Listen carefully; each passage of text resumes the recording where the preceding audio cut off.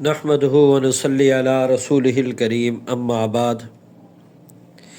امام الانبیاء سید الاولین والآخرین محمد الرسول اللہ صلی اللہ علیہ وسلم نے فرمایا کہ آدمی گناہ کی وجہ سے وہ رزق سے محروم کر دیا جاتا ہے،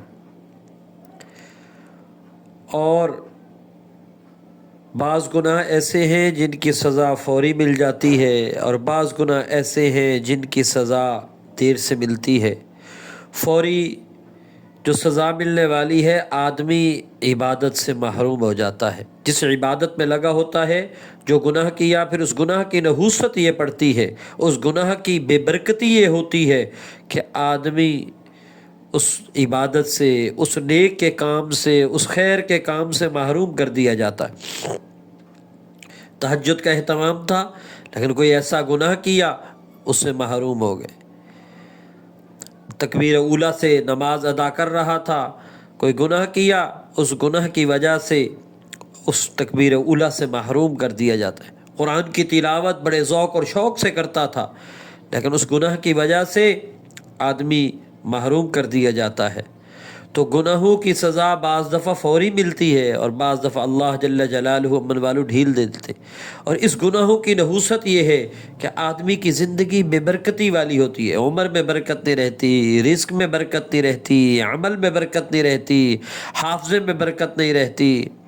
عمر تو 60 70 اور 80 سال پائی، لیکن وہ ساری کی ساری بے برکتی سے۔ پیسہ تو ہے، کروڑوں اربوں خربوں ہے، اب ان کو پیسے کو کھایا تو نہیں جا سکتا نا، کہ ان سے پیسہ تو اس لیے تھا اس سے راحت حاصل کرے، وہ تو زندگی میں سکون اور اطمینان ہے نہیں، بے چینی ہے گناہوں کی نحوست کی وجہ سے۔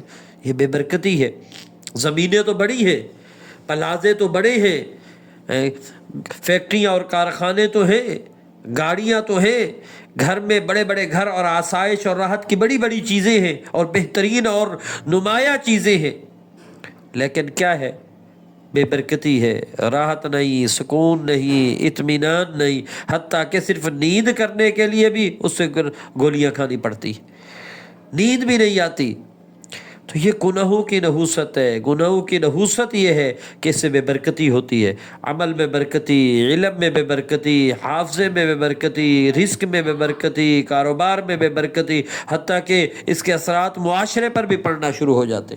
تو اس لیے اپنے آپ کو گناہوں کی زندگی سے بچائے آدمی۔ جب گناہ والی زندگی کو اختیار کرتا ہے تو پھر بے برکتی ہی بے برکتی ہوتی ہے۔ تو اللہ جل جلالہ امن والو ہم سب کو گناہوں سے بچنے کی